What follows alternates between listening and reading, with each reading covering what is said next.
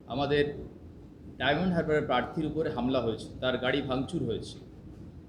গতকাল কি শুধু নয়, এর আগে জয়নগর লোকসভা কেন্দ্রের প্রার্থী মেঘনাথ হালদার ইলেকশন কমিশনের যে সিস্টেম আছে সুবিধা অ্যাপের মাধ্যমে পারমিশন নেওয়া মিছিল, সেই মিছিলে আমাদের নেতৃত্ব ছিলেন, প্রার্থী ছিলেন, ইলেকশন এজেন্ট, তাদের উপর হামলা হয় এবং মারধর হয় যথেষ্ট।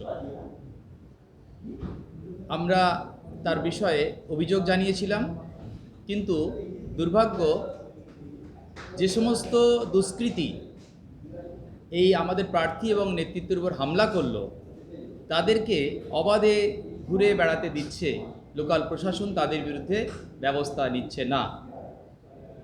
অবাক করার বিষয়, কোথাও একটু একটু তাদের বিরুদ্ধে কোনো এফআইআর হলেও লঘু ধারা দেয়া হচ্ছে। ঠিক একই রকমভাবে আপনারা জানেন, গত 16 তারিখে বসিরহাট লোকসভা কেন্দ্রের মধ্যে হাড়োয়া বিধানসভার মধ্যে কাঁচকলে আমাদের দলের চেয়ারম্যান বিধায়ক পীরজাদা মোহাম্মদ নওশাদ সিদ্দিকী ভাইজানের সভার অনুমোদন ছিল। ঠিক একই রকমভাবে সেখানে সভা বানচাল করেছে দুষ্কৃতীরা। আমাদের সেখানকার স্টেজ যা পতাকা যা ছিল সেসব ভেঙে দিয়েছে এবং কর্মীদের মারধর করে। সেখানেও কিন্তু আমাদের অনুমোদন ছিল, ইলেকশন কমিশন থেকে পারমিশন নেওয়া ছিল, এমসিসি টিম ছিল, পুলিশ প্রশাসন ছিল, তাদের সামনেই আমাদের কর্মীদের মারধর করেছে এবং সেই সভা আমরা করতে পারিনি, করতে দেয়নি। ঠিক একই রকমভাবে হাড়োয়ায় এখন পর্যন্ত শাসক দল তৃণমূল কংগ্রেসের দুষ্কৃতীরা দাপিয়ে বেড়াচ্ছে। আমাদের কর্মী যেখানেই তারা পার্টির পতাকা লাগাচ্ছে, প্রচারে নামছে, তাদের উপর হামলা চালাচ্ছে।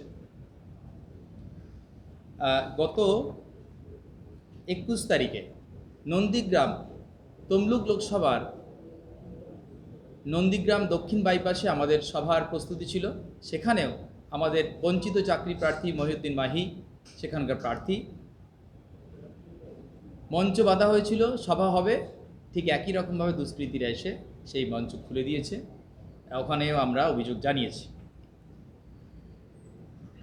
আগামী কাল নির্বাচন রয়েছে এবং তারপরে 1 জুন।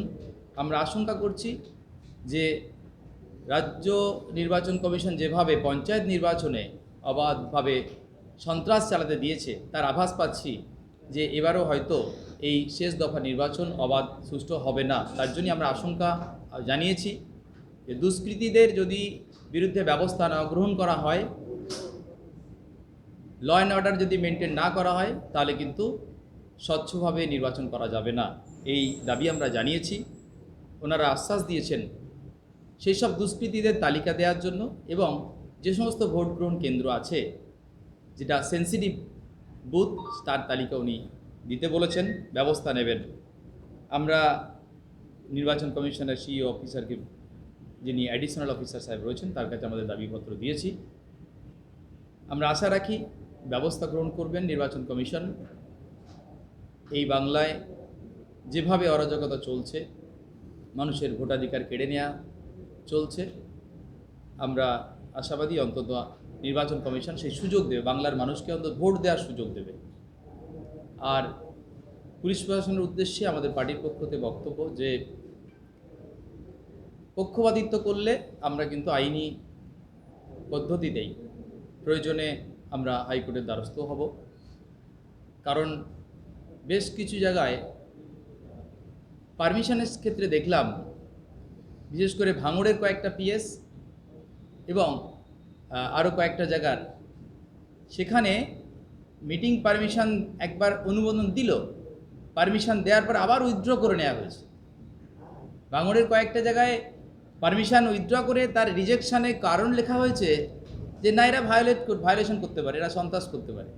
আরে সন্ত্রাস যারা করছে, তো এই রাজ্যের শাসক দল যে সন্ত্রাস করছে, যে দুর্নীতি করছে, সে তো আপনারা মিডিয়ায় সবসময় দেখাচ্ছেন, অথচ আমাদের মিটিং মিছিলের পারমিশনই দেওয়া হচ্ছে না। আমরা সেই অভিযোগটাও জানিয়েছি, আশ্বস্ত করেছেন বাকি সময়টা আমরা আমাদের অধিকার মতো প্রচার প্রসার করতে পারবো, মানুষের কাছে বার্তা পৌঁছাতে পারবো। আরও একটা আমরা অভিযোগ দিয়েছি, একটা ভিডিও ক্লিপ দিয়েছিলাম। একজন সমিতির সভাপতি তিনি প্রকাশ্য জনসভায় অন ক্যামেরা বলছেন যে এই কেন্দ্রীয় বাহিনী কতক্ষণ থাকবে, 4 তারিখ, তারপর আমরা বুঝে নেব, চোখ উপড়ে নেব, এত বড় ভয়ঙ্কর কথা বলছেন। আপনারা জানেন, এটাও এই আশঙ্কাটা আমরা বলে এলাম যে আবার কি সেই 21 সালের মধ্যে এটা হবে যে নির্বাচনের পরেই পোস্ট পোল ভায়োলেন্স একটু আধটু শুরু হয়েছে। গত 20 তারিখের পরে 21 তারিখে আপনারা জানেন উলুবেড়িয়ায়, বাগনার বেশ কয়েক জায়গায়, আনিস খানের গ্রামে, সেখানেও আমাদের কর্মীদের উপর হামলা হয়েছে। আমাদের প্রধানের স্বামীকে অ্যারেস্ট করে রাখা হয়েছে উলুবেড়িয়ায়। এরকম সন্ত্রাস কিন্তু শুরু হয়েছে। সেই আশঙ্কার কথাও জানিয়েছি, যাতে করে ভোট পরবর্তী হিংসা না আবার ওই দুর্দিন না বাংলার মানুষকে দেখতে হয়। আমরা এই দাবিগুলো জানিয়েছি।